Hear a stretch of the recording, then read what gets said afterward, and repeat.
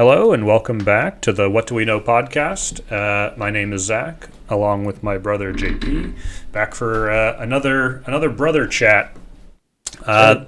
Today is July 3rd, the day before American Independence Day, and yeah, we thought we might just have a quick chat about that. Could be an interesting topic.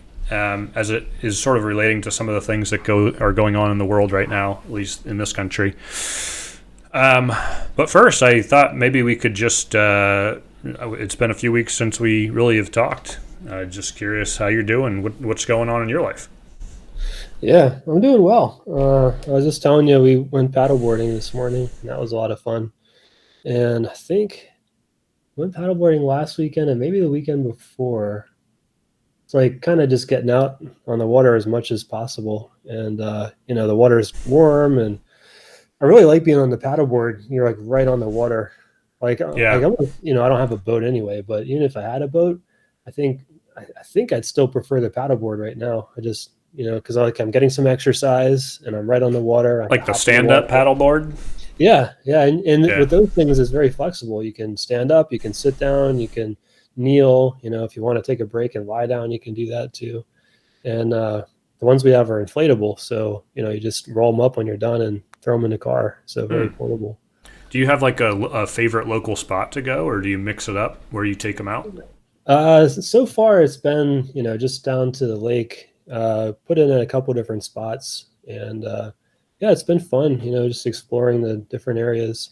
But there's some smaller lakes around here, so we'll Hmm. probably try those out too. I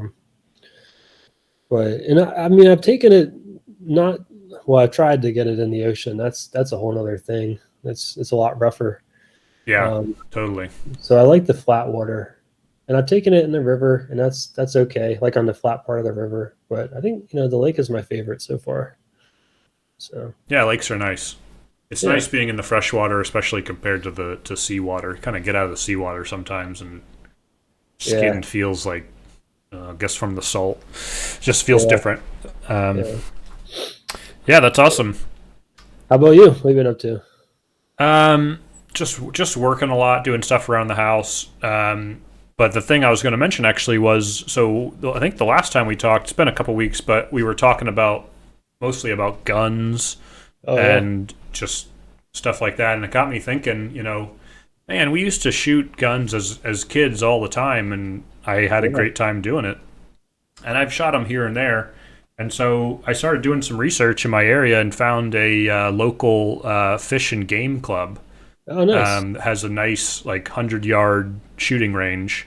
It's a private club, but I contacted them and they started inviting me out um, to some different events they were having. We actually did one this morning.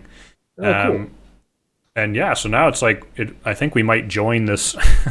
I never intended to join a fish and game club, but um, yeah, so we got a little, 22 rifle and went out today and did. It's called silhouette shooting. I never even heard of it. They set up Oh, little black pieces of iron that are cut out in the shape of animals, like turkeys and chickens and pigs and stuff at different okay. ranges. And yeah, there's like a whole scoring system you go through, and you shoot, try to hit these targets between 50 and 100 yards away.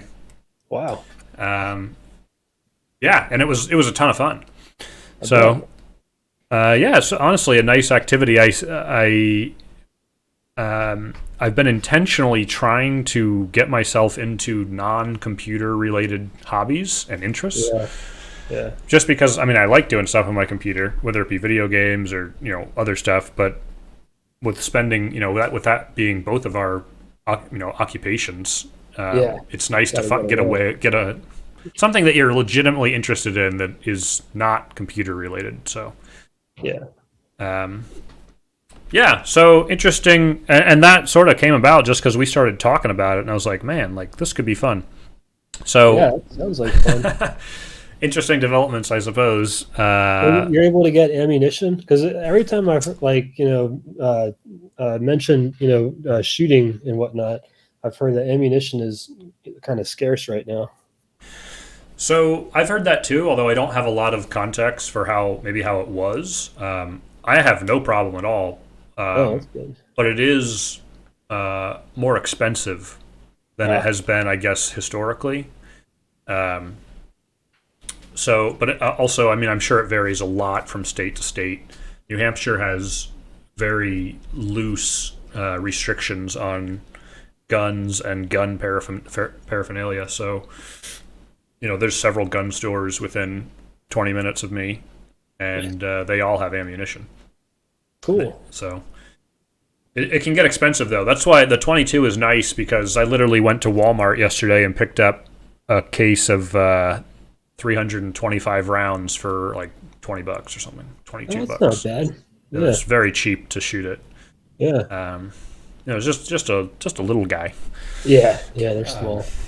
but it's fun. So anyway, that has been what's going on here, and we're just enjoying the summer and the sunshine. And actually, you guys are coming up here this Yeah. week, right? Is it Yeah, Thursday? today's Sunday, so yeah, we're gonna be up there midweek. Yeah. So Yeah, that's going to be great. So probably maybe we'll not be doing one next week, but looking forward to that. And so yeah, summer's on its way. It's going through. yeah, Things are nice. So okay, yeah, it's nice just to kind of check in and see what's going on. yeah, definitely. So yeah, the thing that has really been on my mind is just specifically because we're coming up against Independence Day, and in the past we haven't met in 2 or 3 weeks, and in that time frame, there's been a lot going on nationally with a few different Supreme Court rulings that have been very controversial, um, and one of the things that I hate using social media. I actually don't know why I do it. I kind of like Yeah. I'm think I'm gonna shut it all down again because it makes me upset, um, and just makes me lose respect for people that like I feel like I respect, uh, that I have encountered in various areas of my life over however many years. Some of which I don't even have contact really with anymore, but we would be friendly if we saw each other. And I just what I usually get from social media is people being very irate, um, Yeah. and we can talk about the Supreme Court stuff, but just one of the takes that I saw was something along the lines of I can't celebrate Independence Day or celebrate having freedom in this country because we don't have any freedoms. Something along those Yeah. lines. And of course, that is being informed by what has gone on in the Supreme Court with them overturning Roe v. Wade. And I mean, there were some other rulings too. There was they also, I think the day before that, they basically overturned a New York State gun law, um, where they were, I can't remember the details, like some kind of restriction in some case, and they're basically saying that you can't do that. That you can't put that kind of restriction in place. Although I don't know, just like with like marijuana is still illegal at the federal level, but a lot of states are allowing it now, and so I don't know that the states necessarily listen to the federal government in some instances. Yeah. So it's interesting to see like how some of that stuff ends up being enforced. And I think like in the case of New York, I think they were like saying like we're not going to comply with what the Supreme Court is saying about guns or whatever. So Huh. Interesting. I'm not sure if that's accurate, but like New York State has pretty strict gun laws.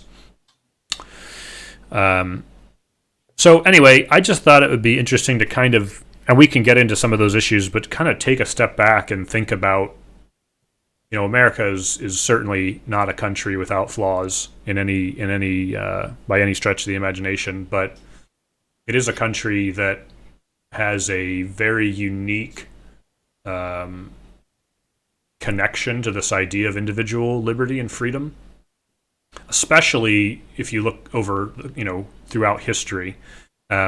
Broadly speaking, the West, in modern day, has many of the same freedoms. I wouldn't say all, and maybe there are some places that technically have like a higher. There's like a freedom index that people do, like who is the freest. Um, But I do think, regardless of what you think about the Supreme Court and the current rulings and some of those modern day political things, I feel like the ideas that have come out of the American experiment are sort of worth remembering and preserving and celebrating, even if they don't live up to, we as a country don't necessarily live up to those ideals all the time. I think the ideals themselves are very worthwhile. So that's really where I'm coming from with this part of the conversation. Yeah, I think it's important to remember that, and it's always been kind of a flawed thing. Even like, what's the word? Like not dichotomy, but something along those lines. Like this focus on individual liberty and like freedom and pursuit of happiness, and at the same time supporting the institution of slavery at the outset. I Right, think the juxtaposition of the yeah, two. Yeah. yeah, exactly. So like it's always been a flawed thing, and the idea is that like we're working towards a more perfect union, and like working towards better realizing that ideal of freedom and like individual like liberty, for lack of a better word, like having the autonomy to choose your own path and do what you want to do, and like not be you know oppressed, and also not be oppressing others. So there's a lot to unpack in that. Hmm. But whenever I hear people wanting just to throw everything out, or there was another I saw in a news article about some tweet or some prominent pundit, talking head, or whatever, was saying they can't celebrate the holiday and they want to just blow the whole thing up, like the whole like system up or whatever. It's like I always just think of that Beatles song where it's you say you want a revolution, well we all want to change the world, Mm, but if you start talking about violence and destruction, well, you can count me out, right? Like, right. or it was like you start talking about, I don't know, whatever it is. That was a general idea. Like, yeah, it might sound like you're angry and you want to just scratch everything and start over, but when that's happened in history, it's always gotten worse before it's gotten better, and it hasn't necessarily gotten better. Like, look at the French Revolution, right? Like, that was like what was the reign of terror, or whatever it was. Like, there was decades, I think, where like people were spying on each other and ratting each other out and making up stuff and killing each other, and it's like this whole this whole what is the word? Not this whole dystopia that came out of people overthrowing the aristocracy and trying to build something else up, but like they threw the whole system out, and instead they ended up with this like terrible thing for a while, and then they eventually got Napoleon, so they got a dictator Mm, anyway. So it was like like, and then the Bolshevik Revolution in Russia, and that led to communism and this like terror state basically with Stalin and the gulags and all that stuff. So right. just be very very skeptical about throwing stuff out, especially when you have a way to make changes, and maybe they're slow and maybe like not exactly what you want at the time, and it's incremental, or the pendulum swings a bit back and forth, but like we have a way to change the system from within the system. It was built that way so that it could be flexible and evolve over time. So I think it'd be really foolish and dangerous to just throw all that out. Yeah. So is the American Revolution unique, would you say? At least in the past 600 years in terms of revolutions that are successful? I don't know. I definitely don't know enough history, but I mean, the American Revolution seemed like it turned out better than some of the other ones. Yeah. At And I least like think the that few that I like mentioned. that is also, I don't know, I wouldn't say that it's uniquely American, but it certainly has led to um, a good outcome compared to some of the things that you just enumerated. But I think that's, some people would say, well, we had a revolution once and it worked, might as well have another one, seems like we could do it again. But even take the American Revolution, that's became a major uh, war, huge loss of life. Even though you get America that comes out of it, but there's a big price to pay. Right. Uh, Yeah. and especially now in sort of the information age, it's not that war doesn't exist. We've talked about Russia and Ukraine, and there's still a lot of problems, but I feel like there are a lot more avenues that you have at your disposal, say as just an average citizen today, than you did 300 years ago. Yeah. You can have reach. You can move ideas around a lot faster, and like you're saying, I mean, the system is built in such a way to be able to change it. One part of the problem is that the government oftentimes gets in the way of what they're supposed to be doing, which is why, for better or for worse, like I really want the branches of government to do their jobs. Like Sure. like I don't like seeing the president sign a bunch of executive orders. Whoever, regardless who it is, and there's been a trend in the past 20 years where like each new president signs more and more than the last. And I think whether you like the president or not, you should be very wary of that pattern, because eventually somebody's going to get in there that you don't like, and then they're going to have this, sort of power that the presidency has seized upon to enact all these things. That it's not really how the government is supposed to be functioning, in my estimation. Yeah. Yeah. And I think some of that is maybe like pragmatism, trying to fill an immediate need, or like address an immediate issue when there like is dysfunction occurring in other branches of government, like Congress always so divided and kind of slow, and there's a lot of like money and lobbying, which is, I don't know how much different that is than just saying corruption.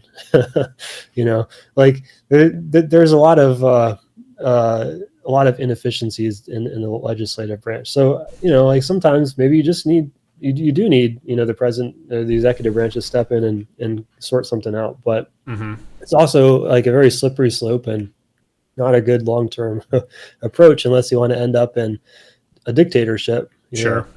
But the other thought that I had was, and again, I preface this by saying America, sort of the whole point in a way is that it is a flawed system, that there is no utopia, and it's just trying to put the pieces together in the best way that we can. And it reminds me of, Frederick Douglass was born a slave, and there's a great I believe it was like a speech that he gave that and the title of it is something along the lines of like what to the slave is 4th of July, or something like that.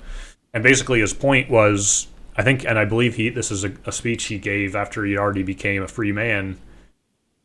We have all these ideas that are described in the Constitution about every man is created equal, and all these ideas about liberty and freedom, and yet we have this stain of slavery, and these rules don't apply to me or people like me, and basically suggesting, and the way that I've heard this explained in the past that makes sense to me is that, like, the ideals that we have set into place for this country, I think, are worthy and valuable and something to hold on to.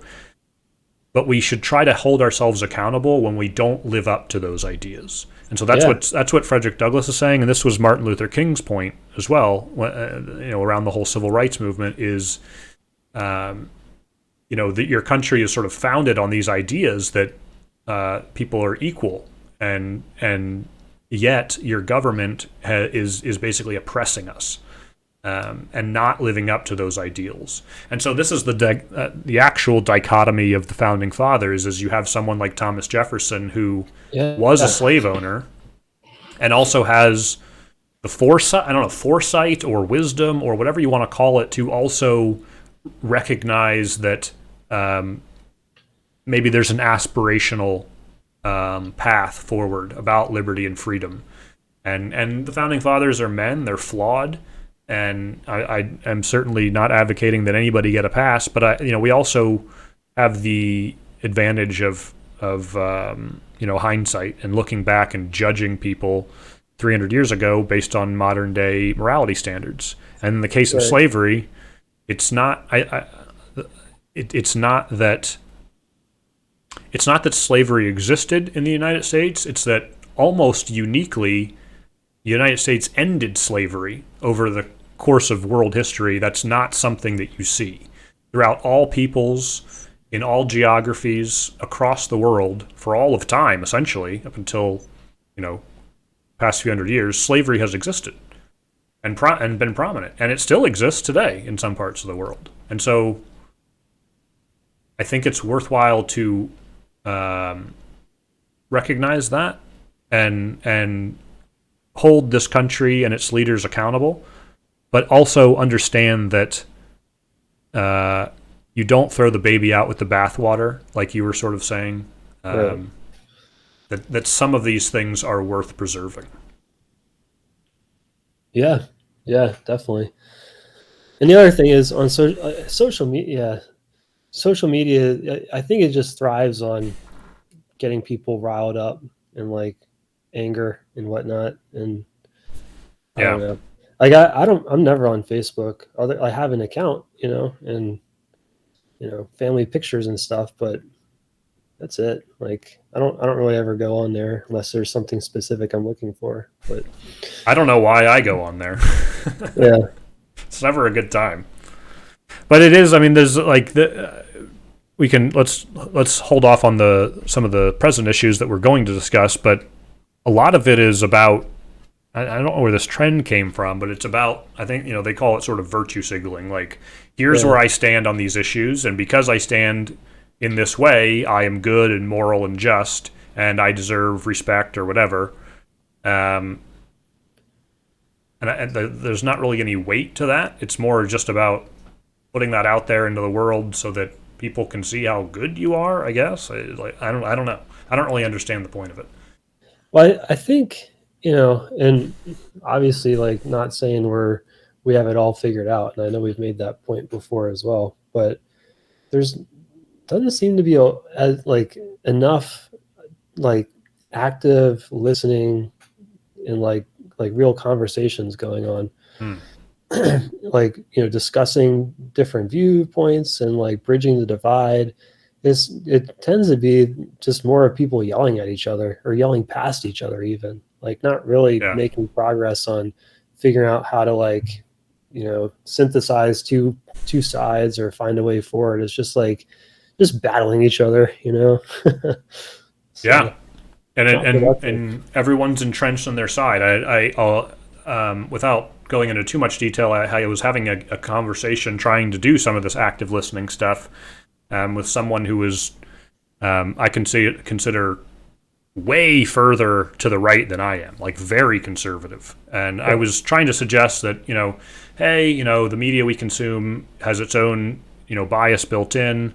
Maybe it's worthwhile to consume, listen to different voices from different people, get different points of view. Sure. Trying to suggest that, like, hey, you can watch Fox News and CNN and maybe criticize both of them, or maybe both of them are wrong, or whatever.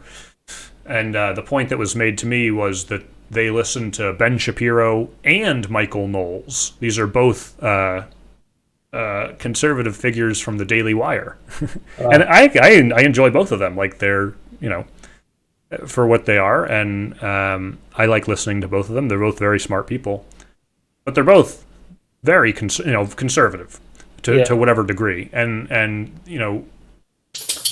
I really like Ben Shapiro for a lot of reasons, but not the least of which he says that I'm going to try to give you some facts about the situation, and then I'm going to try to give you my take on it and understand that I'm coming from a conservative point of view, And so versus something like, MSNBC or, the Washington Post or something, which is attempting to be objective, but they're actually not objective. It's like shrouded bias, which feels more dangerous. Anyway, so what I was just suggesting is that,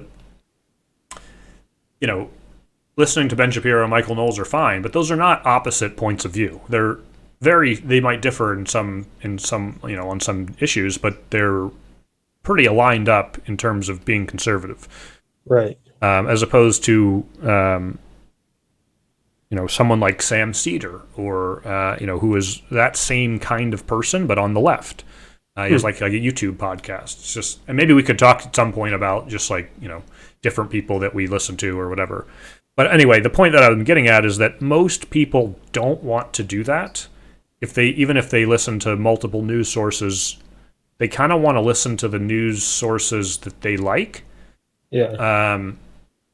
And there's not necessarily a lot of going out of your way to find something you disagree with, because if you disagree with it, you're going to have kind of a reaction to it, which might make you upset, which might make you want to pass judgment on that news source, and it's probably going to be less likely that you look at it in the future because they're just so stupid, or whatever.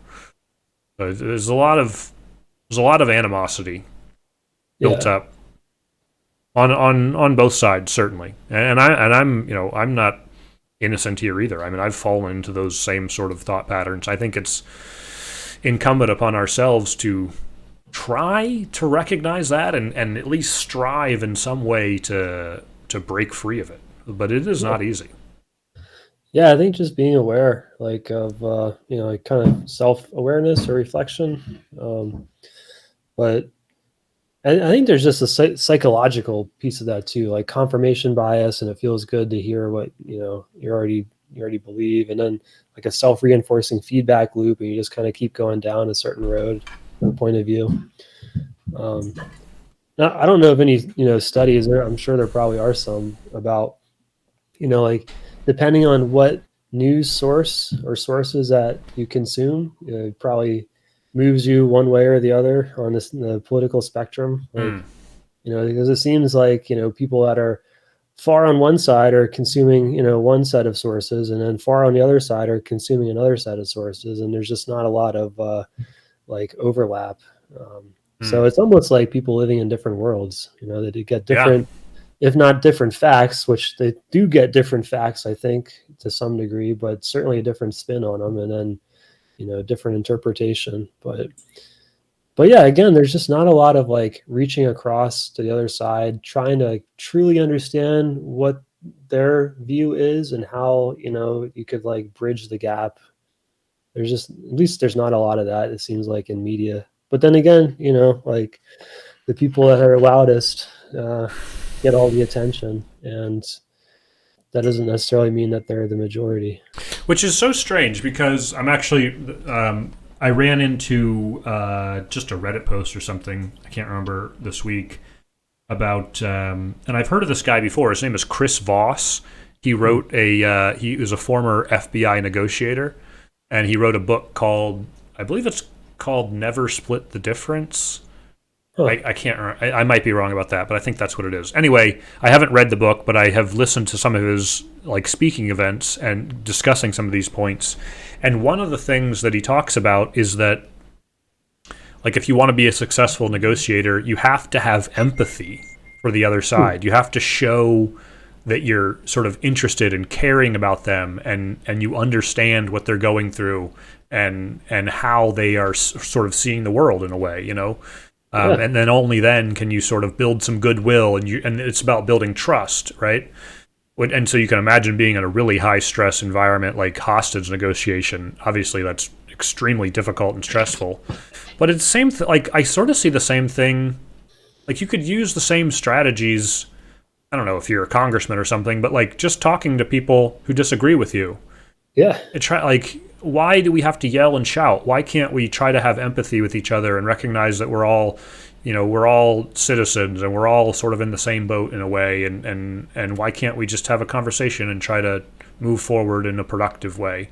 And I don't know what the answer is, other than maybe it's partially social media, it's partially just the media in general. People get really fired up. We've talked about this a number of times, but it doesn't have to be that way, as far as I'm concerned. The one of the points I've heard is that outrage sells. People get like see something like outrageous, and then they click on it like out of like anger, like, what is this? I'm gonna read about it and whatever, and then like comment and start a fight, and it's just like maybe like it just feels good to get riled up, and the adrenaline flowing and everything. Yeah. So I don't know. It's not necessarily productive.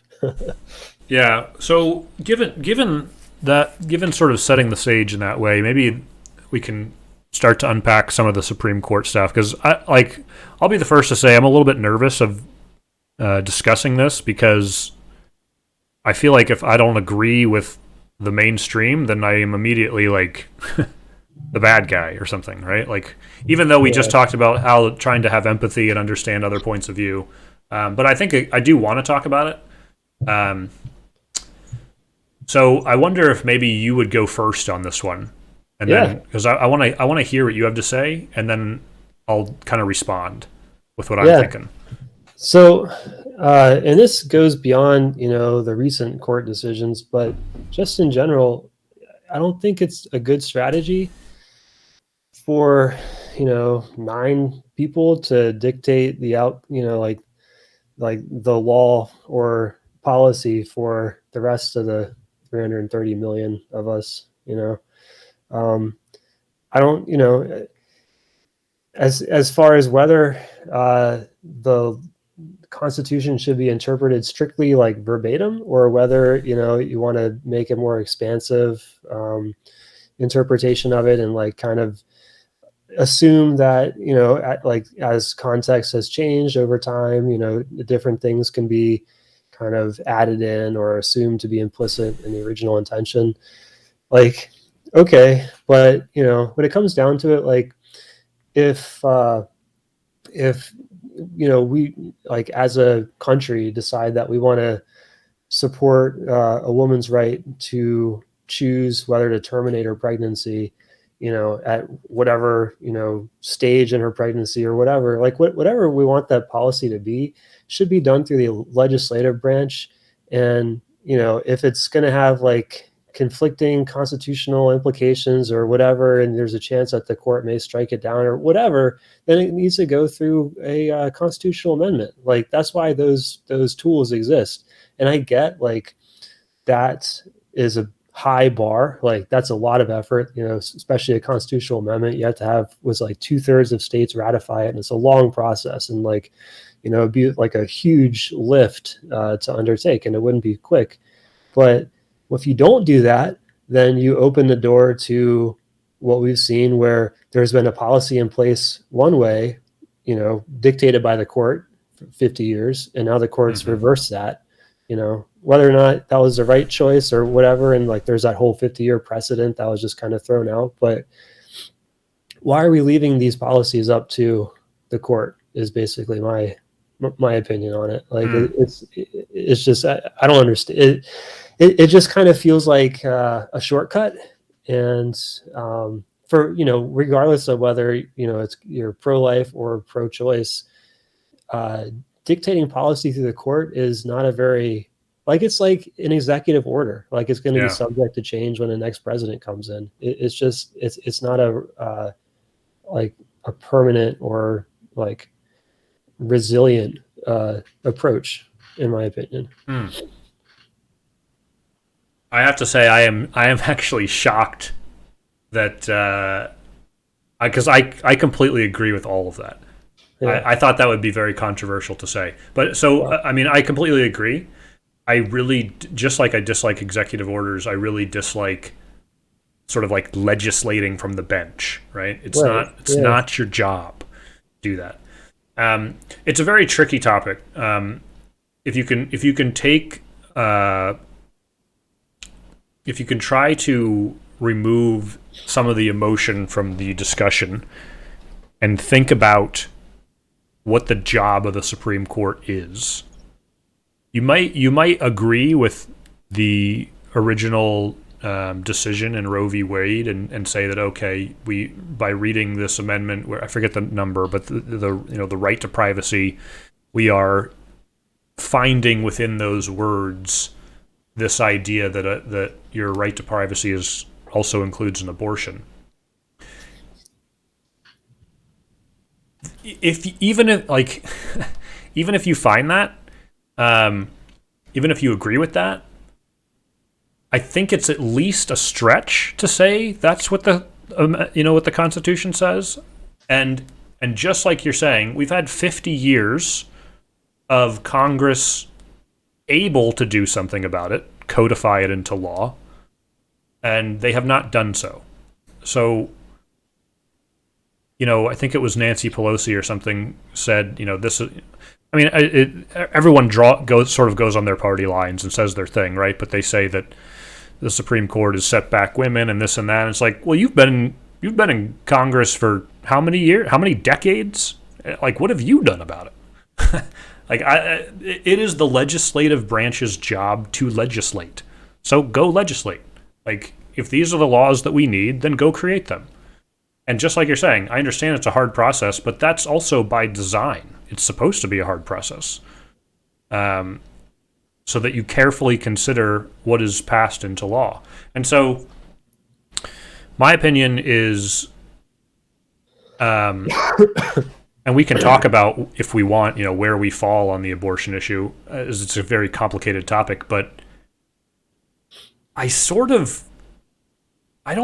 not that upset. Like, take the outcome out of it. Like, maybe you're upset at the outcome, but like, has the Supreme Court like drastically overstepped its bounds or something? Like, has they done something wrong here? Like, people are saying, F the Supreme Court, and we gotta pack the court and change the number of justices, and we gotta do all these things. They're stripping us of all our rights. I personally don't see that. Now, I'm not a woman. I'm not someone who has been affected by this issue in a big way, and so maybe, and I'll share some of my opinions on abortion in a moment. But I mean, like, when I read those words in the Constitution, I don't see how that guarantees an abortion, your right to an abortion. And by the way, abortion was not outlawed. It was pushed back to the federalist system, which is what the Constitution says. The powers that are not expressly granted to the federal government, it goes to the states. And that's all that's happened. And the states can figure it out for themselves. Now, you might be upset that there's a bunch of, southern states or whatever that have now made abortion illegal, and we can have those discussions, and I probably agree with you on a lot of that. But for better or for worse, like, that is how the system of government is set up. And if we need a federal law to talk about, to govern this stuff, then let's create a federal law. I mean, it's not the job of 9 people on the Supreme Court to figure this out. They're only evaluating laws. So I think the things that I just said would probably get me defriended from a lot of people on Facebook. But and before you respond, let me just say, I just want to give a couple notes about my position on this issue. I sort of agree with, I'm sort of like Dave Rubin. I don't know if you know who Dave Rubin is, but he's sort of become like a conservative, like YouTube guy, strangely, because he's like, he used to be on the Young Turks show, which is a very far left YouTube program, and then he sort of branched out on his own, and he was just sort of this, I don't know, sort of like libertarian, classical liberal type guy, and now he's sort of associated with conservative circles, which is kind of strange. But I've heard him say that he is begrudgingly pro-choice. Like, he's not happy about babies, being aborted. I don't think anybody is.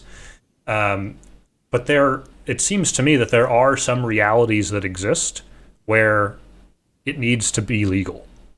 And so I sort of feel the same.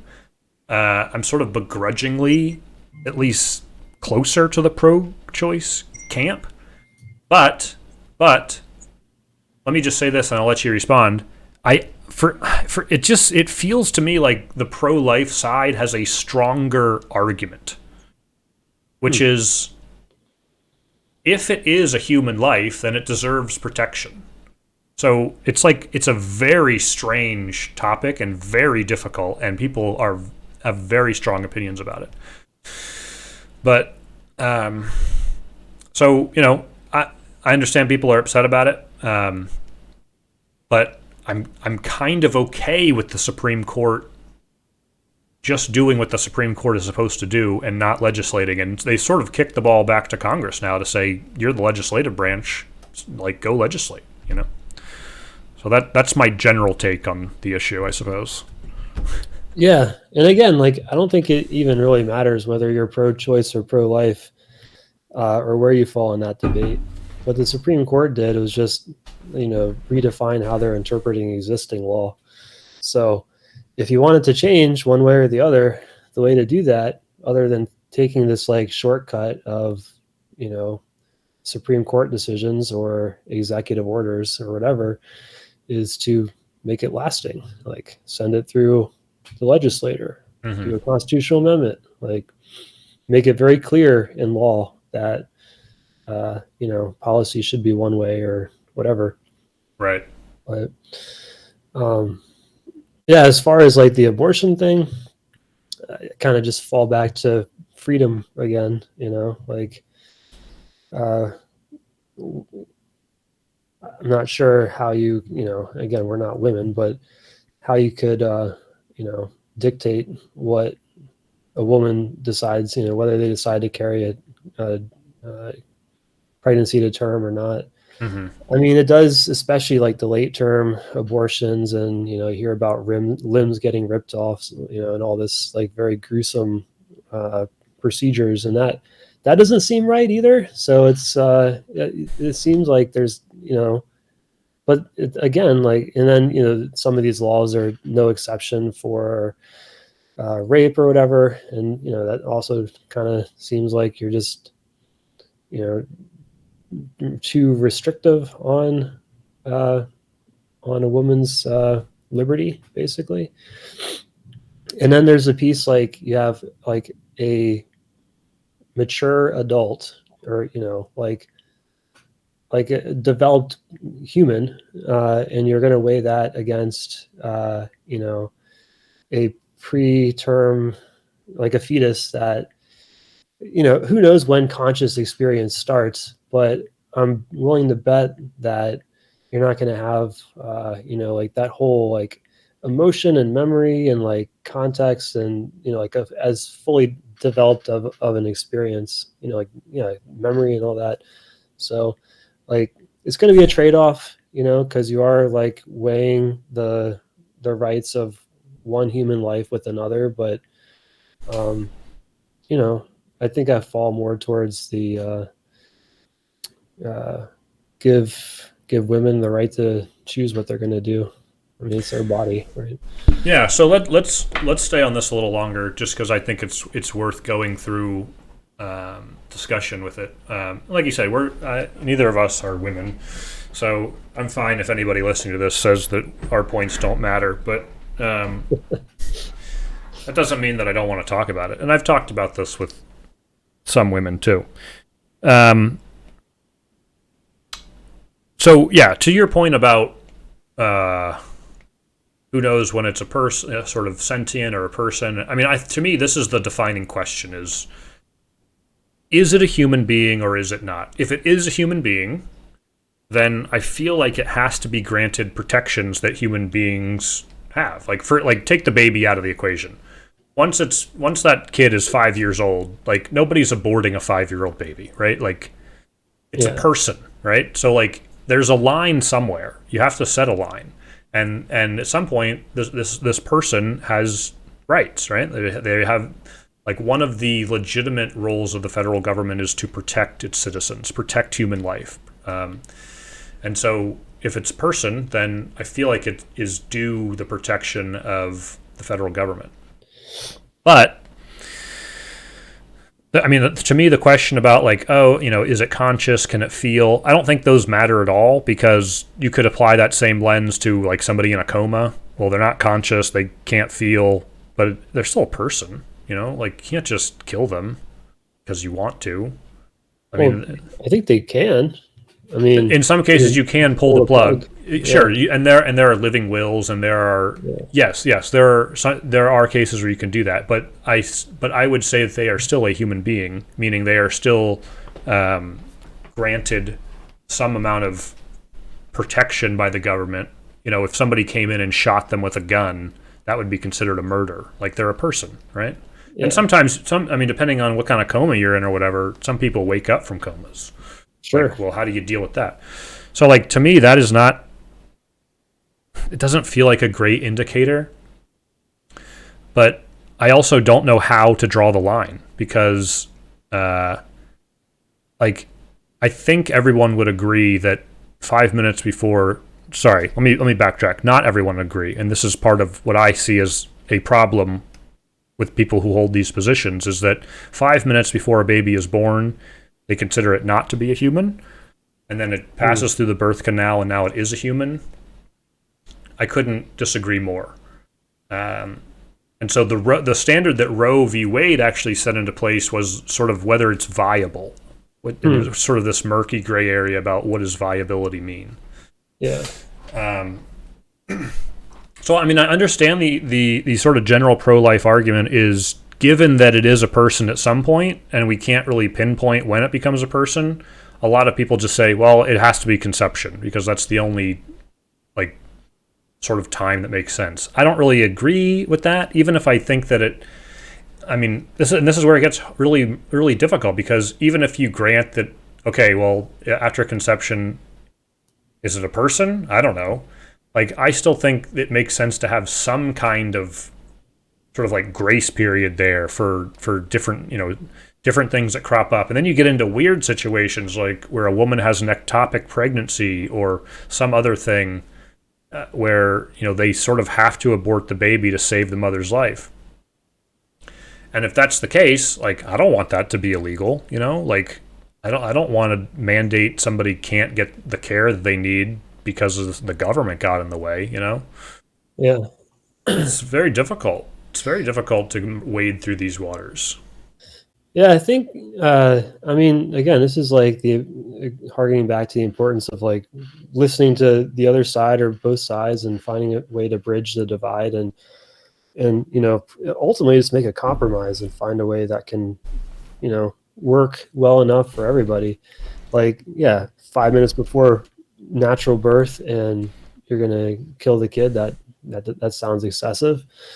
Yeah.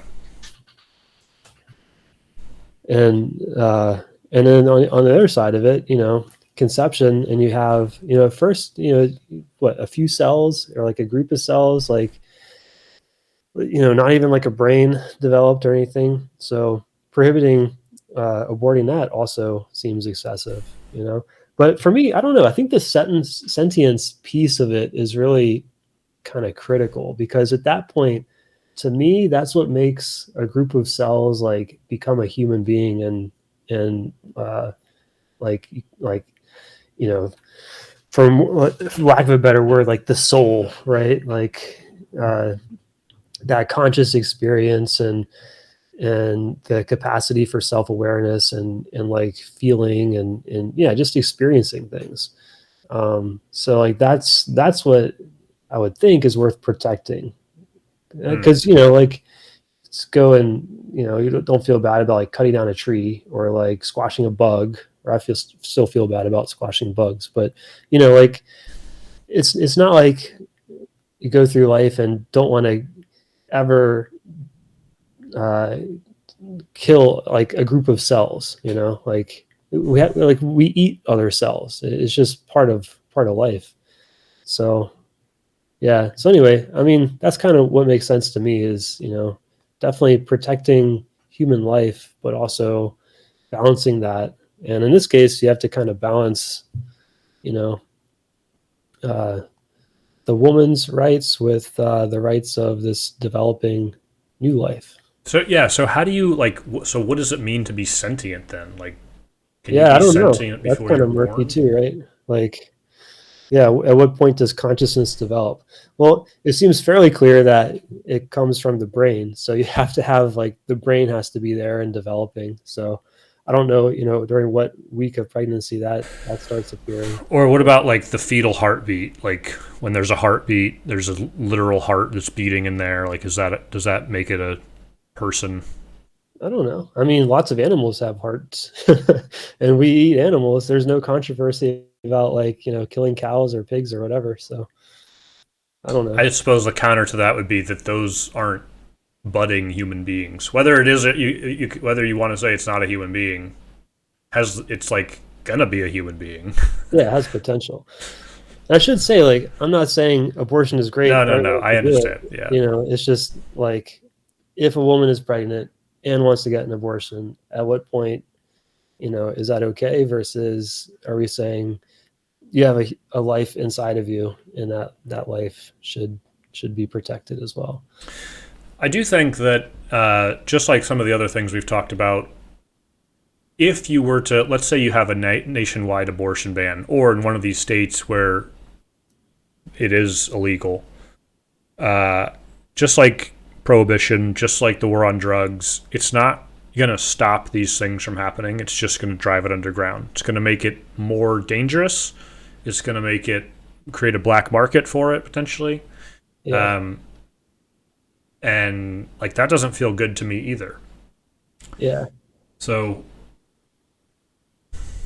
Yeah, and that's the whole morality or ethics point aside, practically, I think outlawing abortion is going to result in more problems down the road.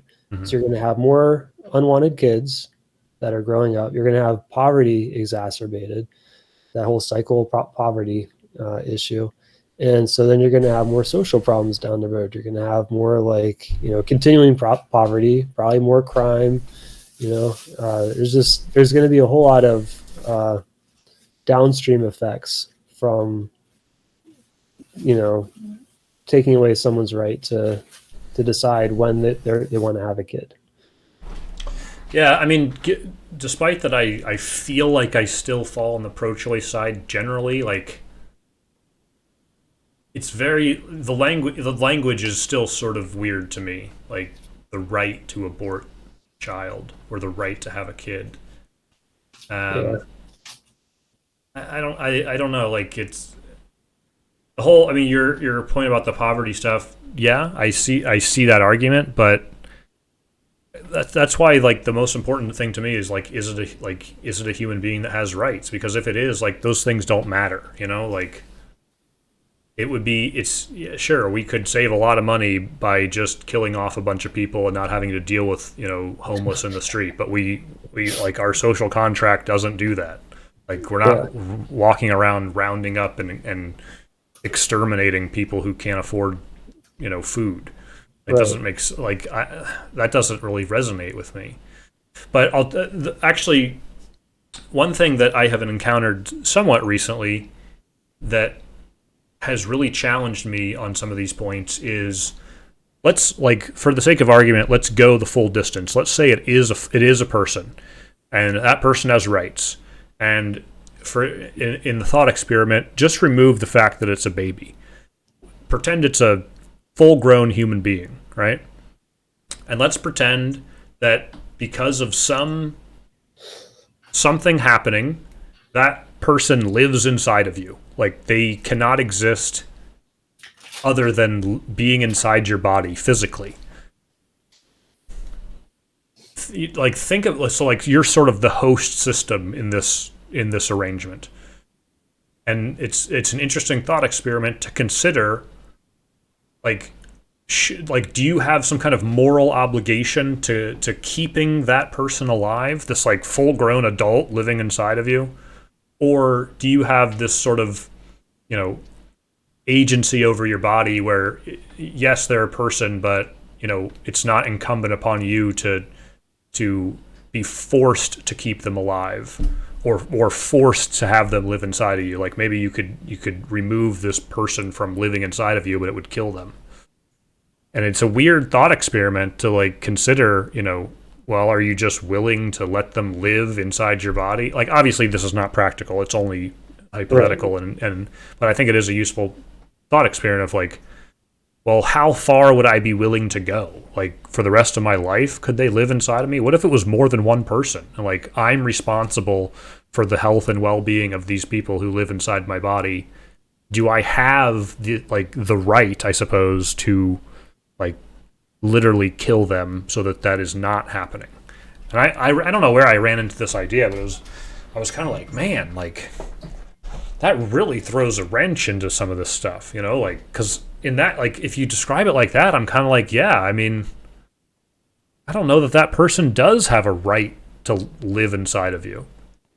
Yeah. Obviously, but but then if you apply it back more pragmatically, it gets very strange because it's not like the child chose to live inside of you. You know, it's like, Well, it's also a time bound thing too. Like, sure, you know, it's yeah. but, So I don't know.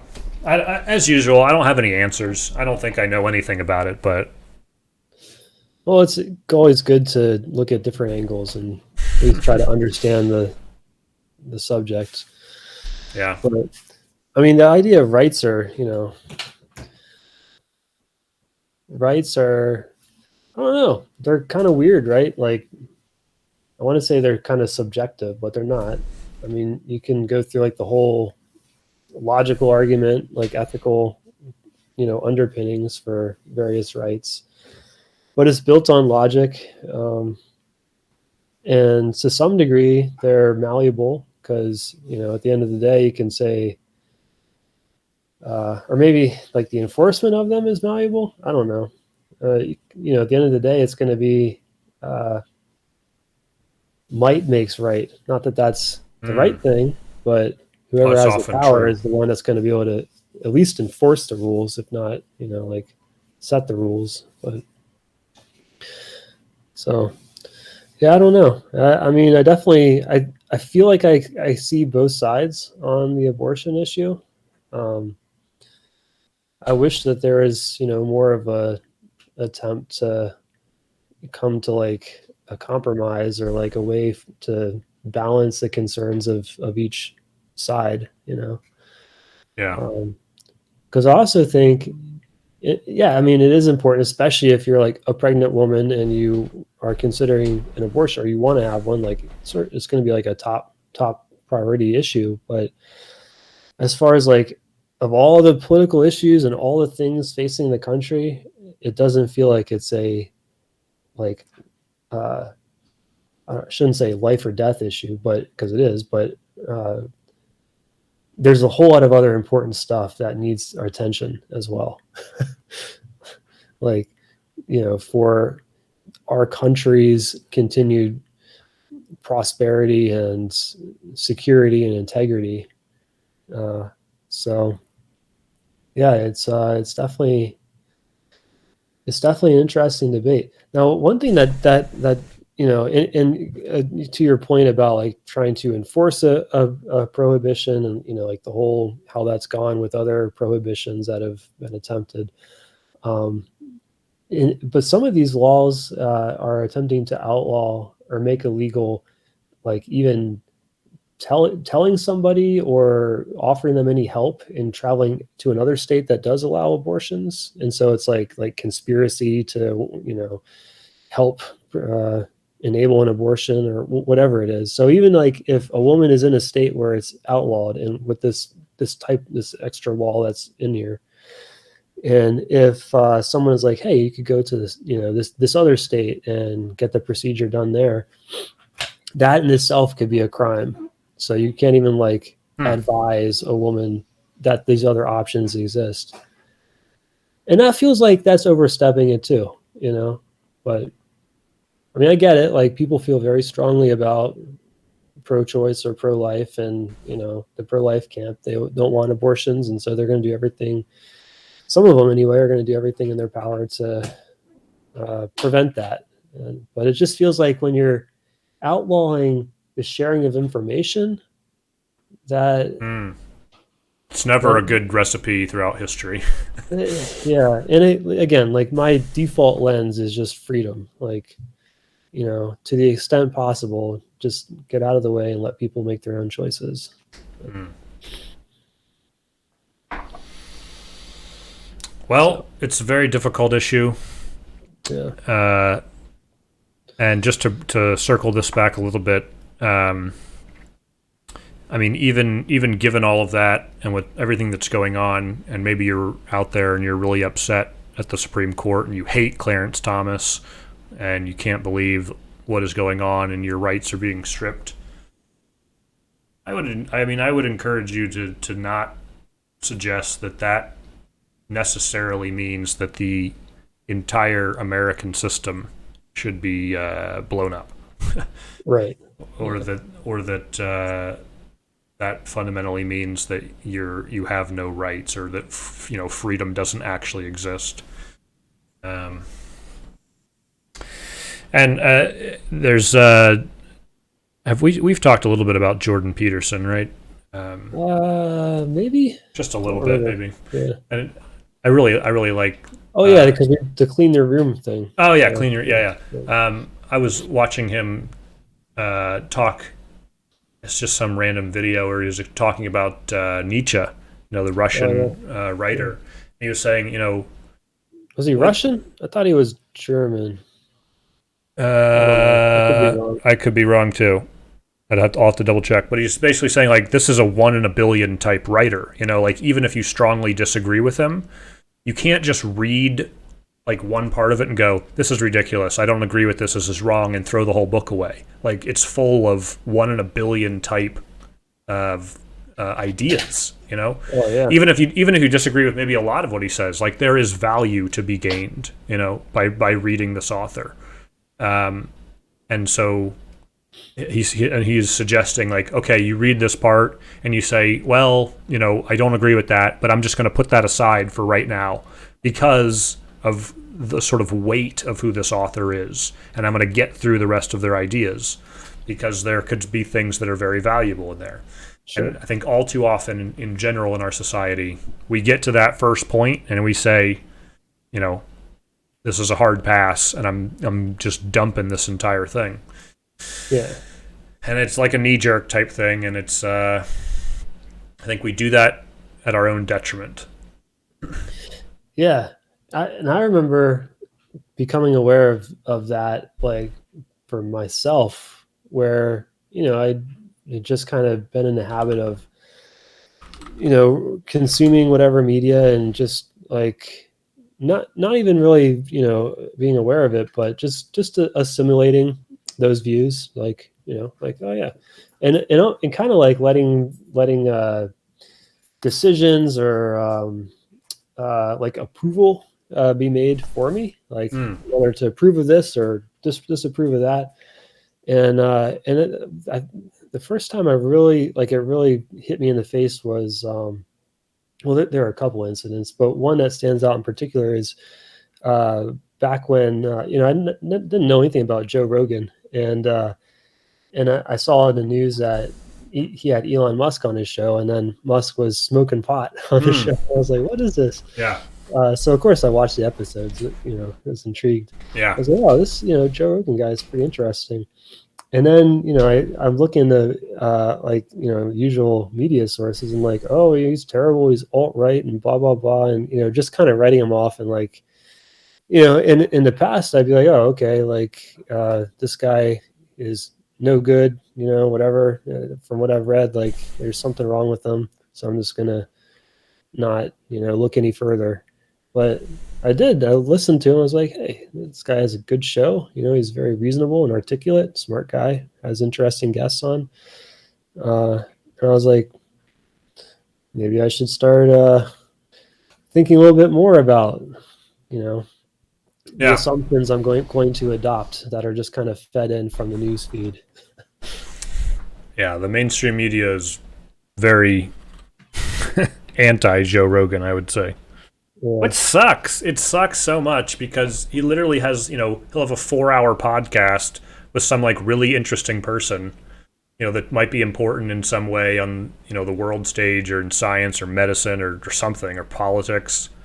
Like, even if you disagree with them, there could be value from hearing that person that he has on talk, and like, given the the long format is the best. That's why I love that stuff. Yeah, long format, and he's very articulate and inquisitive. Like, he can really like pull out a lot of different threads. Yeah, but he's had Alex Jones on a couple times, and so that's enough to make him the devil. Yeah, or he was questioning COVID policies or whatever, and that was like kicking a hornet's nest too. So yeah, well, I don't know. Okay, well, let's transition topics. I thought that was good and sort of related. I mean, sort of related to this idea of sort of the American experiment. Again, tomorrow being the 4th, and America gets a lot of flack, I'd say, on the world stage, and we've talked about this in a number of different ways. But one of the, I guess the sort of realities is that, you know, especially in the West, we have countries like the United States. The United States has allies. The United States is part of NATO. You know, and there are other members of NATO, and each membering nation. One of the points of NATO is it's sort of like it's an alliance, right? And so the idea is that if you're a member of NATO and you get attacked in a war, the other members sort of have to come help you. That's one of the ideas anyway. And so it's kind of a big deal to be in NATO, right? So and you can imagine if Ukraine was in NATO, it would have been a very different response because the other members of NATO would have been compelled by the terms of the alliance to sort of like intervene militarily.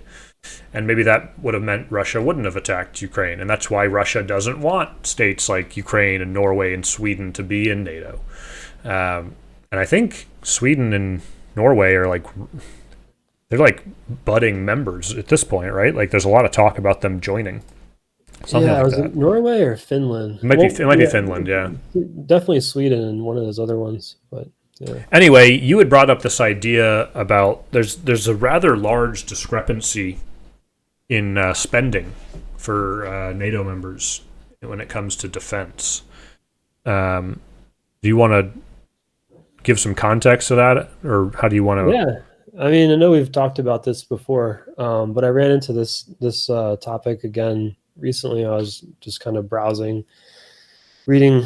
I think it was something from the Brookings Institution. I don't know. I just found it through Google, and I was looking for something else.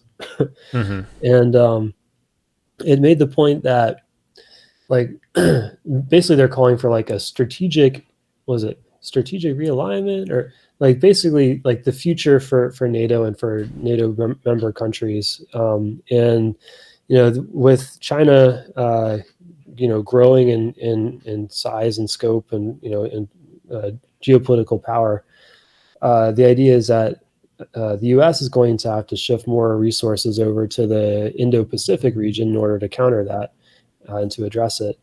And so, in order to make that more sustainable, Europe needs to step up and start contributing more to their defense, like the Atlantic region, in deterring Russian aggression, and also just being able to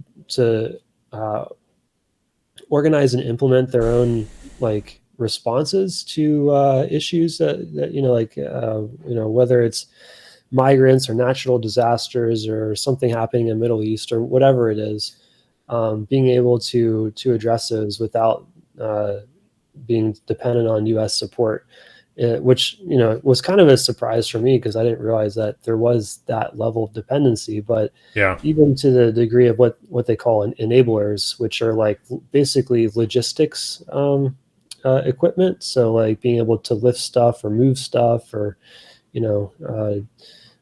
supply stuff, like not necessarily like direct combat equipment, but just getting stuff where it needs to go and whatnot.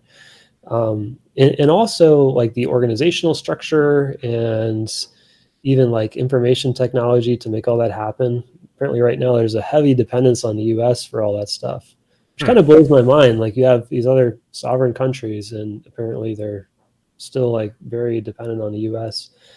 And then, the recommended approach was to get Europe to pay half of the cost of funding NATO and being able to provide those capabilities to guarantee security and deter Russia and all that stuff. So like getting them to pay half. So I don't know what percentage they're paying right now, but it's apparently it's less than half, and it's I guess significantly less than half. Yeah, I'll just this after you mentioned this topic, I just tried to find some different statistics. This is from worldpopulationreview.com. I don't know. They have the source here somewhere, but I guess I'll just take it for face value that these numbers are accurate, although I don't know for sure. Anyway, there's a few different breakdowns here. This is sort of just showing the NATO members. A little hard to determine the scale of contributions, but the first thing that struck me in here was so you're supposed to spend at least 2% of your GDP on defense. I guess that's by 2025. Um, so at the time that was implemented, only 4 nations were doing that. Now you have 10 nations doing it. But this is such a weird. I mean, like, okay, yes, Greece is higher than the United States in the percentage, but the GDP between Greece and the United States is how many orders of magnitudes different? I mean, the entire Greece economy crashed recently. I mean, interesting that their percentage is this high, but what really will strike you is when I scroll down here to the real numbers. Oh yeah. The United States is, so this is 811,000. I'm not sure what scale this is in. It's gotta be billions. Yeah, but I mean, and this is basically what it's saying. Like, add up the next 9, and you're not. I mean, what are you talking about? Like, you're at what, 300,000 maybe? I mean, like, it's laughable. Yeah. Yeah, there's a huge dichotomy. I mean, in the U.S. is unique in that it's like, superpower, and we're projecting power throughout the world versus most of these countries are going to be more like regionally concerned or just operating within NATO. But and then the other piece of that article is, within the EU, I suppose I guess it's the EU. There's 500 million people, and in the U.S. there's 330. And yet we're spending more than half of, shouldering more than half of the cost of European security. Yeah. Which seems crazy. I mean, certainly it's in our interest for Europe to be, stable and not to be in war and to keep, Russia in check and to have a strong partnership across the Atlantic. But it also seems reasonable that those countries could be spending more, contributing more towards that effort. So, what do you know specifically? Like, what does it mean to have NATO spending? Does that money go specifically towards funding NATO operations, and then, I mean, each country has their own individual military spending on top of that? I think I lost you for a second. You said each country has their own. Yeah, I was just questioning. Do you know what it means? Like, what does NATO spending mean? Is it contributing directly to NATO efforts, and then each country has their own military spending on top of that? Yeah, I'm not sure. Where the breakdown is of that, because I mean, certainly the U.S. operates both within and beyond NATO, and Right. I don't know about the other countries, but I would imagine to some degree they have operations outside of NATO. Um, but apparently, like the NATO command and control structure, and like the logistics and enablers and all that stuff right now are very heavily dependent, and intelligence collection very heavily dependent on U.S. resources. Yeah, and this figure is interesting too. This is showing the per capita Yeah. expenditure based on your population, and Yeah. And there was one example in there. They're saying that during the withdrawal of Afghanistan, how that kind of was fumbled and everything. Some of those NATO countries that had people over there, like in Afghanistan, they didn't have the resources to pull them out. Like they physically did not have vehicles or airplanes, whatever it was that they needed in order to pull them out. They're solely dependent on the U.S. providing those capabilities. But apparently, that's one outcome of this whole Ukraine thing is you're getting more countries stepping up spending, and like apparently Germany now is going to be spending, meeting their 2% of GDP threshold. So. Yeah, it's one of those, and I think we talked a little bit about this maybe in the first episode that we ever did, which is, if you're one of those NATO countries, like France or something, I mean, And I was suggesting that your national defense is effectively being subsidized by the United States. Even, I mean, forget about NATO for a second.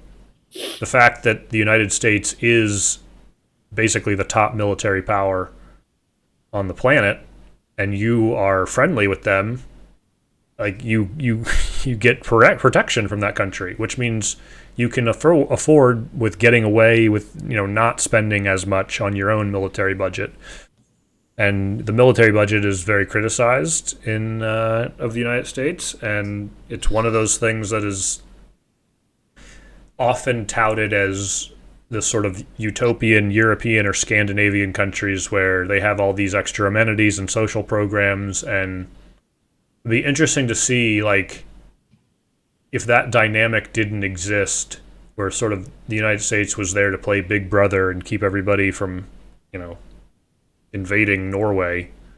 Like, what would life be like in Norway? I don't know. Yeah, if you're spending more on defense,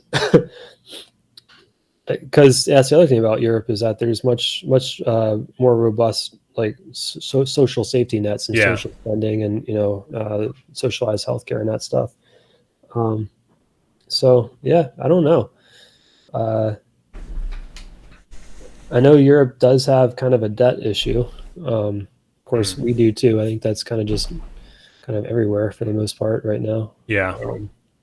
And they have, I want to say their productivity is kind of lagging, and and like they have more unionized labor, and so I think they have trouble with competitiveness. I don't know this, stuff I've read. I could be getting it wrong. I'm no expert on it, but and in general, they have lower salaries and higher taxes. Right. Like just because I'm more in tune with software, you can make, you might be making half as much as a U.S. based software engineer if you live in somewhere in the EU, and not only are you making half as much, your tax rate, sort of your percentage of that you spend on taxes is comparatively higher. Now, like you said, you do get some of those social programs, so maybe it works out for you. And I'm not suggesting that, maybe we could have some of those programs here too, but like there's always trade-offs, right? And so you can imagine what those taxes would be if those countries had to spend something similar to what the United States spends on defense, maybe because of this NATO outcome or otherwise. It's going to send the already high taxes even higher. But the salaries, I don't know. I don't know how it all shakes out. It's a very strange dynamic, I guess, in a way. Yeah. Because some of those countries, France had riots. Was it last year? Sometime in the past couple of years, like the yellow vests or whatever it was, and there's definitely political tension over there. I think Germany had some. I don't think they had riots, but they had some kind of political. I don't know. I guess the UK has it too with Brexit. Like, who knows? If they start spending more and they continue doing that, maybe that's going to add a lot more pressure and cause other problems. But we definitely get something from like towards it's in our security interest to have Europe not at war with itself. Totally, absolutely. So like, it's not like we're throwing money away and like we're not getting anything from it. For sure.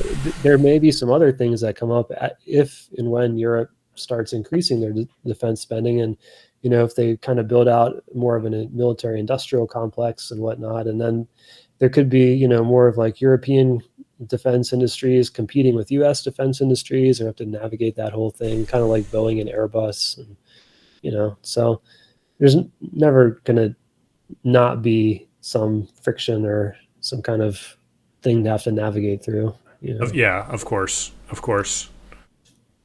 That would be weird. Yeah, there's some like that's a common like talking point that I hear sometimes is that sort of military industrial complex, and it's always viewed as a negative. And I think it can be a negative, but sure. Like just like we have alluded to in the past, it's a big negative until you need to go to war. Right. Or something happens where you have to, represents strength as a world power.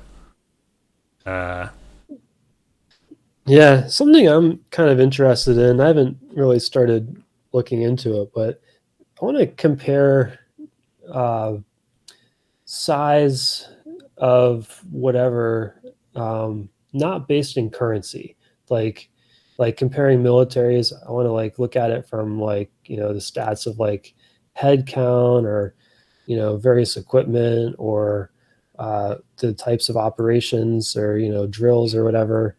Because like living in the U.S. is a lot more expensive than some countries. yeah, So maybe we're spending X number of billions of dollars. Well, if it costs two or three times or more, cost of living or acquiring that equipment or whatever, then is that really a good metric? Like 800 billion versus 400 billion or whatever. So hmm. I don't know. I don't even know really how to get a accurate like measurement of relative power. Yeah, like military strength. Yeah, but Yeah, I don't know either. but I think this whole China thing is it seems like it's I mean it's like this slow motion issue that is kind of just is over there on the side until it's not anymore, until they decide to invade Taiwan or like shut down shipping lanes or whatever. Maybe they won't, but it seems like that's the direction they're going. Like they want to become the preeminent global Yes, power, and yes, they want to usurp our role. So, and they're growing fast, like a lot faster than we are. Like their economy is already bigger, and where you have economic strength, like that underpins military strength. So it's like it worries me, like you know is their how's economy that going to bigger? play out? I think it is. Either it is or it's like on its way to becoming bigger sometime in the next couple of years. Like it's like right on the verge. Mm, I mean, I guess it depends on how you look at the data, but by GDP, I'll just swap the screen back over.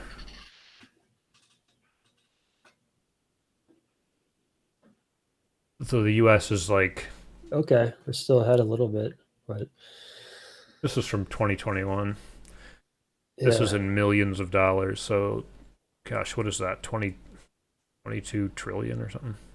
Anyway, probably. whatever. Yeah. I mean, GDP. The point remains. Yeah, I mean, they're outside of the United States anyway. They're for sure the most dominant power in the world, Yeah. especially. I mean, economically, but I mean, even militarily, probably. I mean, But well, I think Russia is the second largest military still. are they? Um, yeah, it's just if China surpasses us, what's that going to mean? And you know, besides like our like material or well-being and our physical security, what does that mean for like liberal values in the world, like Sure. democracy and freedom? Yeah, well, I think there's a lot of ways you can use to your advantage to grow when you don't really care about a lot of human rights issues. Yeah, that's You true. can subject your people, and you know, I mean that's the strength. I mean, in a way, the sort of strength of the sort of communist system is you just rule with the iron fist, and if you don't like it, then you know you just go into the gulag, like you're saying. Right. um, which sucks. It sucks that that exists, I suppose, but it's also like they're a sovereign country. Like, what do you really do about it?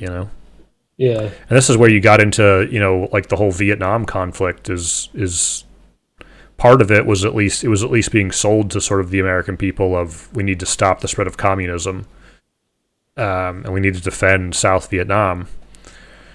And then, but like with the benefit of hindsight, it's like feels like it's just a completely meaningless war. Like how many American lives were lost in a eventual like losing conflict anyway, and we didn't really change anything. Yeah. To what end, right? But I mean, for the benefit of the doubt, a lot of people believed in the domino theory. So maybe there was something to that. Maybe if we hadn't gotten involved, then communism would have spread further. Or maybe it wouldn't have. I don't know. Certainly a gruesome war. Yeah. Expensive.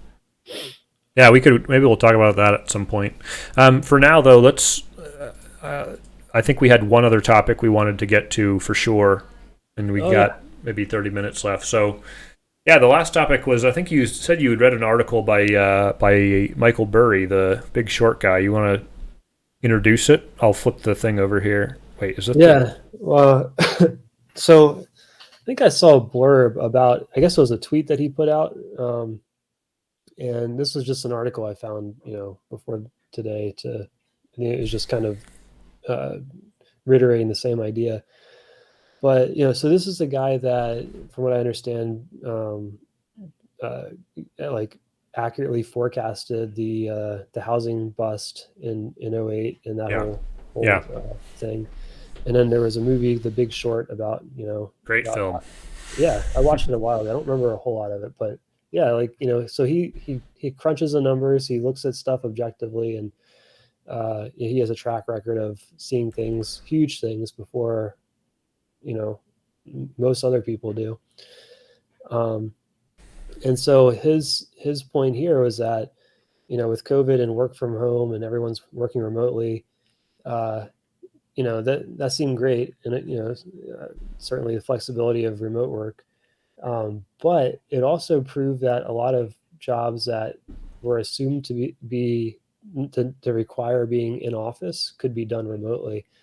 And so he's predicting that the labor market is going to kind of veer off in two directions going forward, where you have like office jobs, these like white collar jobs, being offshored to a greater degree, versus more blue collar jobs like hands-on, you have to be there in person, working on equipment or whatever, are going to continue increasing in demand and increasing in pay. So you're going to have kind of this two-tiered labor market where this one set of jobs is going to be increasingly offshored. And so you're going to have decreased openings and decreased wage growth. And then the other tier is going to be increasing, demand is going to be stable and increasing. And so you're going to have continued growth and continued wage gains there. It's kind of interesting. And to me, sort of opened up the whole topic of globalization and offshoring in general, which for decades seemed like, there were huge benefits and we could push stuff overseas and be, cheaper and more efficient, and from whatever economic theory where comparative advantage, and you let each country work at what they're good at and everyone wins. But the other side of that is that, you're offshoring whole industries, and not only are you like at risk of losing the expertise to do that in your own country, but then you're losing a ton of jobs, and the jobs that you're gaining in that process aren't necessarily replacing like the jobs that are being lost. So the net effect is, there's a lot of people out of work, and yeah, like you're getting some efficiency and you're kind of decreasing prices or limiting inflation by offshoring, but you're also destroying a lot of jobs, and right, and you're hindering employment and wage take home wages domestically. So it's kind of a mixed bag. Yeah, it's a very interesting point, and I mean it sort of logically makes sense. If companies are willing to have their workers be fully remote, why would you continue to hire workers that would command the most expensive salaries in the world, essentially? I mean, just like in tech, United States salaries are inflated. We just said this compared to other countries. So I can see how that makes sense. If you could just offshore them, you can sort of gain that difference by using that sort of arbitrage. In practice, I I'm a little bit wary of that. Um, and that I'm sure that is just being informed by my own experiences in dealing with offshore teams, which has been largely negative, at least in the in software and the stuff um, that I've worked on. Um, and I think there's a variety. That's not to say that there aren't good sort of software engineers elsewhere, because there certainly are. Uh, there's definitely there can be a language barrier. There can be a time zone barrier. Um, and even if you're sort of 100% remote, if you live and work in the United States, there is some amount of I don't know, like geography advantage. Like when I have done interviews, people like companies still want these employees located in the continental United States even. Um, and maybe it challenges that notion. Like maybe that doesn't need to be the case. I mean, at least in technology, there's nothing intrinsically. I don't think there's really an intrinsic advantage about being, say, onshore compared to offshore. But in practical terms, at least in my experience, there is something about it. It's sort of hard to put your finger on. I think there's also maybe for truly 100% remote jobs, which I would even, I mean, I sort of, that's my job is 100% remote. But even that, like, there are opportunities to go a couple times a year and go meet up or go to a conference or do something, and I can say no, but I sort of look forward to those times because it's nice to have a change of pace. You certainly couldn't do that if your team was literally all over the world, but I don't know. I'm not sure how that would end up working, and but the other thing is that companies already do this. So there's a right now we're working with we're working to integrate like a document signature experience in one part of our application. And DocuSign is like the big name in that space. But there's a bunch of companies that do this stuff, and I've had a couple meetings with been on some of these ones, and even though it's like a U.S. based company and the sort of like salespeople are U.S. based, like I got on a call with some of their technical resources, and they're somewhere in Eastern Europe. Mm. And so I think this is already commonplace.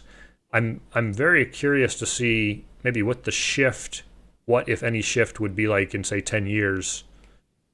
Would it be harder to find domestic software engineering jobs?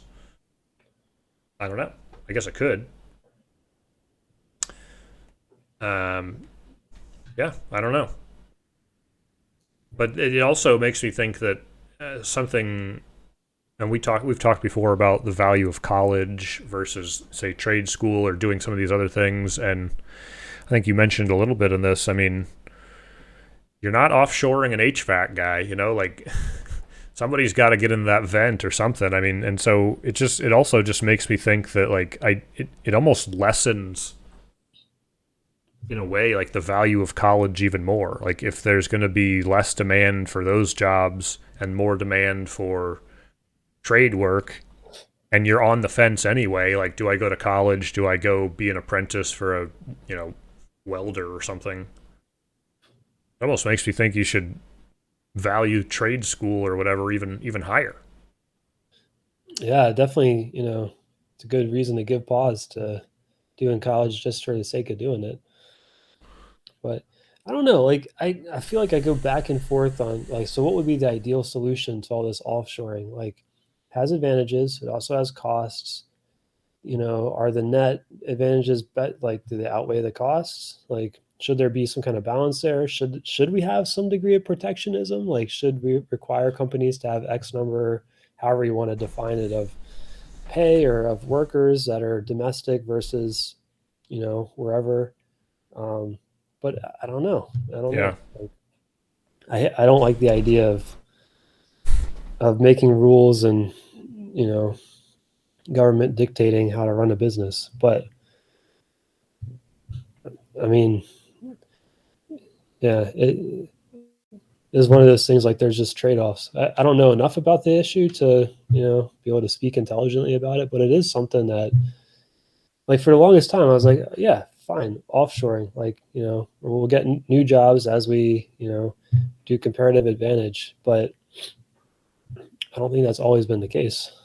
And there is some of that too. I mean, we've offshored the majority of manufacturing jobs at this point, and there aren't a lot. I mean, there are some still, and there's even some efforts to try to bring back sort of American manufacturing and restore some of those industries and jobs. But I mean, there is some amount of like new jobs sort of have taken the place, and especially in sort of in the technical age and all. I mean, America, whether you like it or not, Silicon Valley is still the sort of technical leader of the world, when it comes to the most valuable tech companies and the people doing the craziest things and pushing the boundary. It's still sort of coming from these handful of U.S. companies, and so, but it's different. Like, it's hard to say, well, those jobs are gone. That sheet metal fabricator is gone. But can he just become a software engineer now? Like, I mean, it's certainly not a one-to-one swap for, type of situation.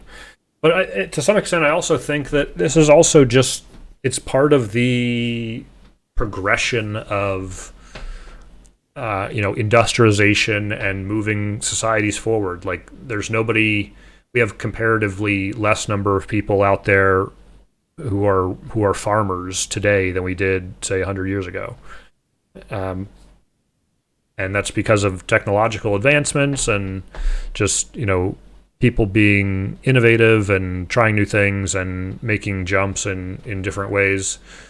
And so, like, maybe we get to a point where that continues to happen, and maybe we get to a point where, maybe there's like a universal basic income thing. That'd be a good point to talk about maybe in the future or something, and get to a spot where humans don't have to do some of these jobs anymore. So, we're automating away things all the time. I don't know. I think it's hard to do that completely, and like I said, I don't know how you ever get to a point where you're automating, some HVAC guy going to a commercial building and fixing their system. There's sort of in the same way where like I sort of feel like software engineering has some amount of protection against, being automated away, because the only way to write and maintain those automation programs is by somebody who can write the code to do it. Unless we're literally reaching the singularity where it's doing it itself, but that's more science fiction than it is reality, at least at this point. So, I don't know. I do think there is value in having things onshore, both manufacturing and otherwise. And we saw this during COVID, where there's just literally not enough United States manufacturing to do some of the things that we were trying to do, like get masks and other supplies. And there were, issues surrounding toilet paper and worries about food. And, it's always going to be an issue if you have to, if the global supply chain, all that stuff comes from China or somewhere else, it's susceptible to being interrupted. So, and most of I think this is true. Most of the world's like logistical operations run on like I think it's called like just-in-time type stuff. So like they're not storing things. Like things are arriving at a shipping destination and like going out, maybe the same day. It's not like it's being unloaded and sitting in a warehouse for a month. Like the world is constantly moving everything all the time.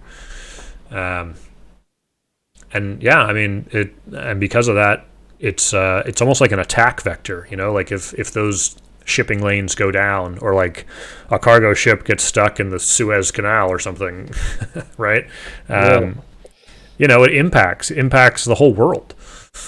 So I don't know. I don't know what the answer is, but it does feel to me prudent to have some amount of onshore stuff. And this is, again, just like you were saying, this is something that I feel like I've been moved on recently. Like, why would we ever offer protectionism, for U.S. companies who can't compete? Like, just let them go away and offshore or whatever. But then, It's just like we just said with the military, like you don't need it until you need it. Sort of the same thing. Like kind of don't need it until you need it, and then you really need it. Yeah. Well, plus, I mean, I guess there's two other things I could add there, which is, you know, offshoring sometimes means moving uh, industries to countries with less regulations, and so you have less like environmental regulations, and so you're able to just kind of offshore your pollution, basically, True. Yeah. which can be one reason that it's cheaper.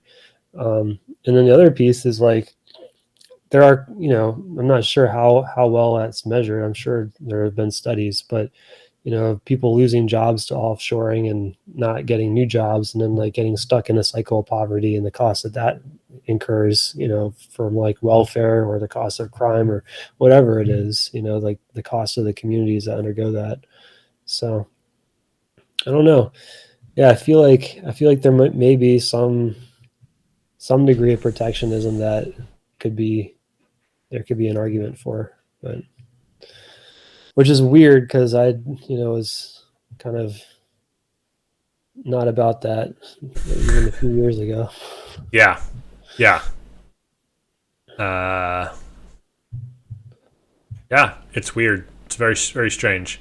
Interesting article and interesting points from Michael Burry. I would say that one grain of salt I might offer is that whether it's Michael Burry or anyone else, honestly, myself included, especially when it comes to financial doom and gloom, Oh yeah, you have to be very wary.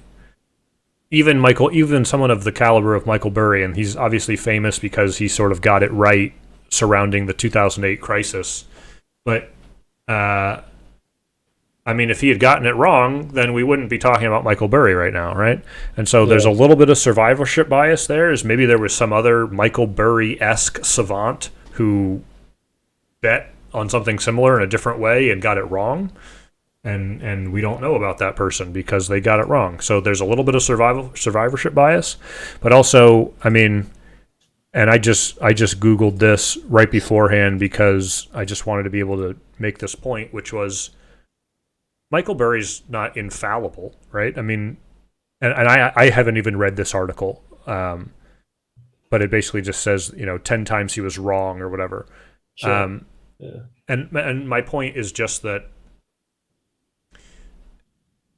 not, and I'm not calling Michael Burry this, but there's the old adage that a broken clock is right twice a day, sure, and yeah, so if you're always predicting something horrible, eventually something horrible is going to happen, and then you're going to be like, oh, well, I was right.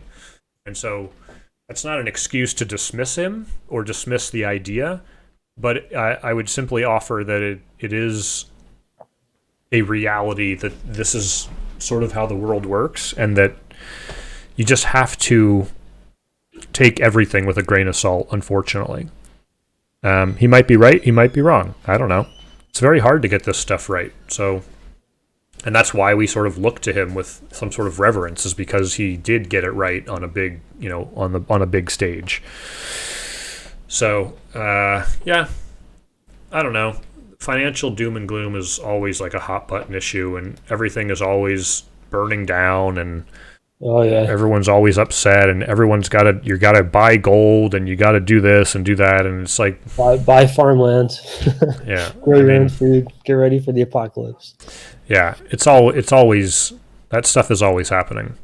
Um, even when the market was at all time highs, which it was not that long ago, like under a year Yeah, ago, we were hitting all time highs. Um, and there's still doom and gloom. So like you just can't win really, and that's why like the only reasonable, logical sort of thing that makes sense to me is that you just have to continuously invest in it and sort of ignore it, and it's going to go up and it's going to go down, and you can't control it anyway. So like, what does it matter? yeah, definitely. Was it stay the course? Yeah, and continue to develop your skills and your career and make yourself valuable. Um,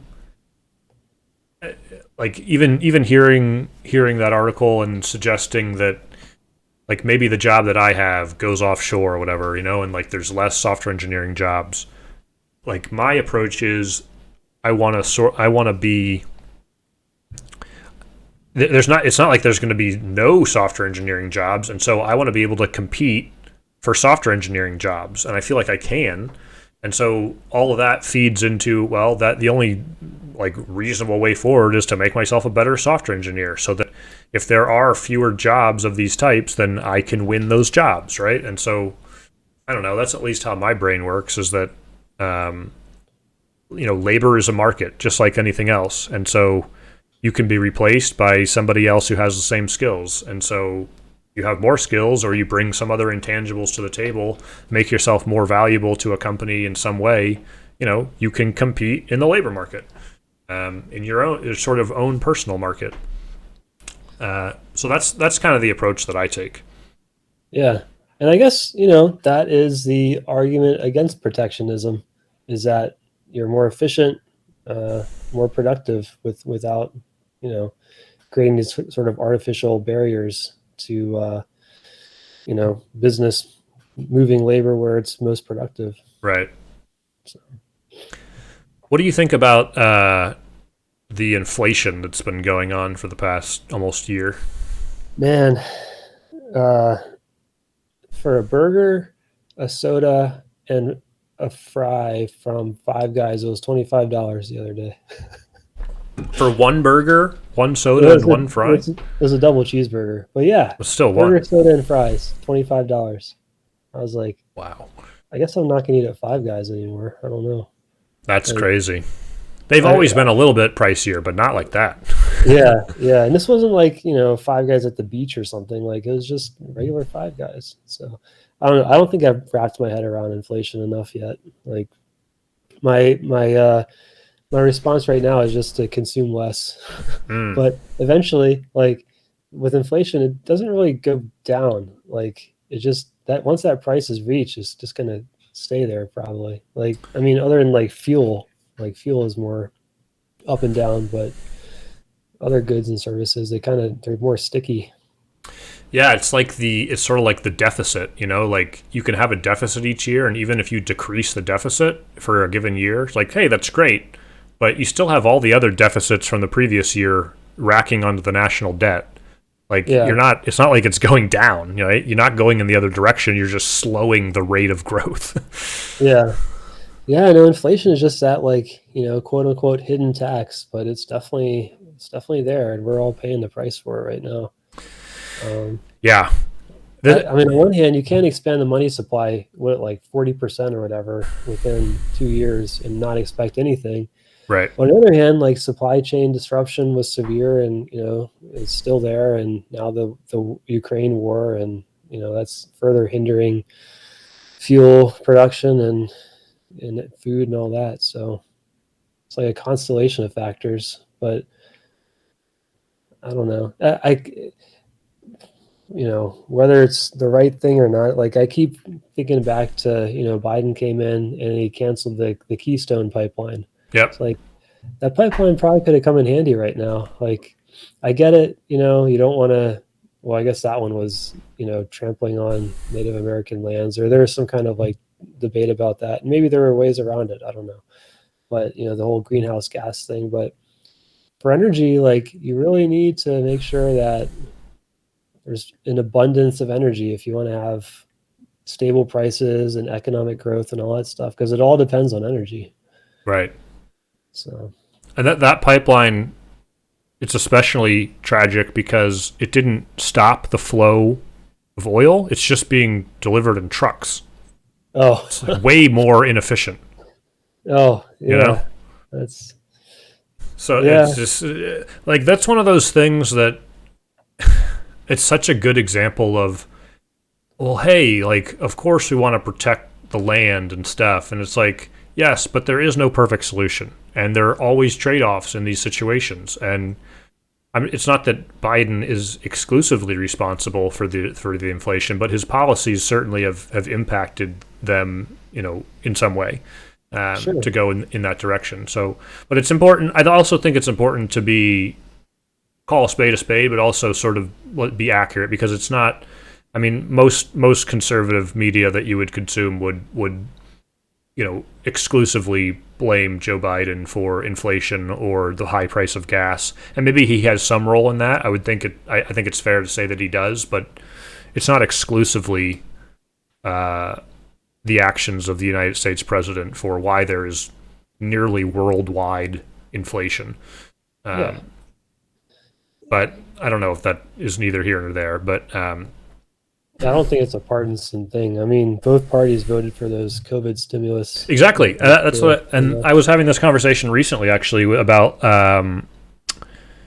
you can fault Joe Biden, but Donald Trump presided over the first two stimulus checks going out to the American public. Yeah. So does he have a role in this? I think so. But then the other thing you have to say is like, well, like given that what was going on at that point, like would we have been willing to not do that? Like that had broad bipartisan support. Like pretty much everybody wanted that. Yeah. And it's just and that's fine, but this is an unfortunate reality of sort of where those kind of paths lead, Yeah. Yeah, it's been interesting. I think I had told you I've read some books of it's like Vaclav Similiev or whatever his name is. I heard about him from Bill Gates talking about him, and he's focused on energy and like the different types of energy that humans have used over time, and like how we have been progressing to using more and more energy dense options.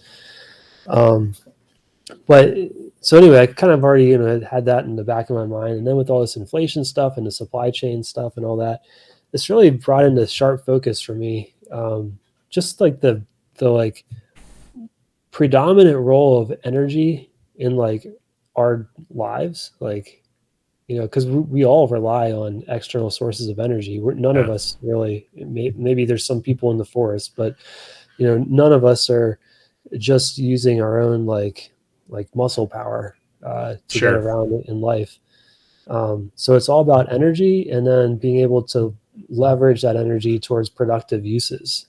And that's like a much broader thing, because it's all about different technology that can make use of that raw energy input and like convert it to other types of energy, use it to grow food, or use it to move things around, or use it to organize information or whatever. And I think that's like a lot of where productivity comes from. Yeah. But just like focusing on those two things, and you kind of like that's what you need for continued like economic growth and like keeping prices stable and increasing standards of living and all that stuff. Yeah. So yeah. Actually, what it got me thinking just in general about inflation, and it actually got me thinking about real estate, because like, and so much of life is just random and by chance. But we got into our house like 3 or 4 months before COVID. Oh wow! And and then maybe like 6 months after that or something, we decided to refinance because rates had gone down, I don't know, almost a full percent from when we weren't even a year into the house yet. And so we refinanced, and we locked in a rate of like it's pretty low. It's like 2.7 something, 5.8 something like that, and we're locked in for a 30-year mortgage. And now you're in a situation where inflation is like 9% or whatever, and the conventional wisdom is always, that I have always understood it to be, is that one of the primary benefits of, say, a 30-year mortgage is that you basically let inflation eat up, eat the mortgage up. And so, you end up paying, say more in interest than a 15-year, but you're making that same fixed payment for the next 30 years. And, another 30 years of inflation, like that payment becomes so minuscule. And it already is minuscule, comparatively to what you would get. And then with increasing real estate prices, and it's just like, getting into being able to get into a home has been such a huge financial boost for us that is it just happened to work out in our favor. Like it just feels like luck to me, because Yeah. the same thing could have happened in the other direction. We could be underwater on the house right now. Yeah. So, Yeah. I don't know. It just was making me think about like there's just so much luck that makes up a lot of life that you really don't have any control over. And so it's just, when you're gambling, there's sort of a phrase that, you sort of just got to get your money in good, meaning you just, you might not win, but you want to be as efficient as you can, whether it be in poker or blackjack or whatever. Like, you get your money in the best possible position, and then it's sort of a roll of the dice, and like maybe it comes out in your favor, maybe it doesn't, but you're trying to put yourself in the best position to win. And I feel like that is what has happened with our house and real estate in general.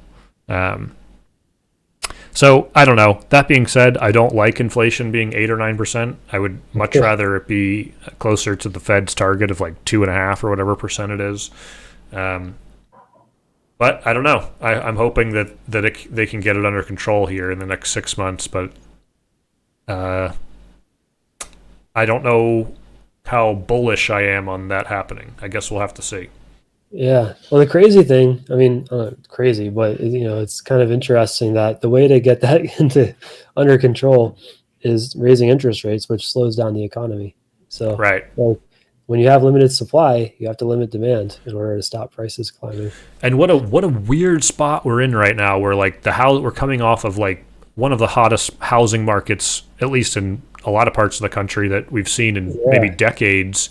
Yet we're also like, the stock market is like 25% down or something. We're like, some people think we're already in a recession. Interest rates are going up, which typically leads to like more chance of a recession and continues to slow the economy down. But like, inflation's also at like 9%. So like, we're so out of whack on so many different like data points. It's so weird. But what I always go back to is, I think we've talked about this, is that everyone's always excited in like the boom cycle. Stock market's going up.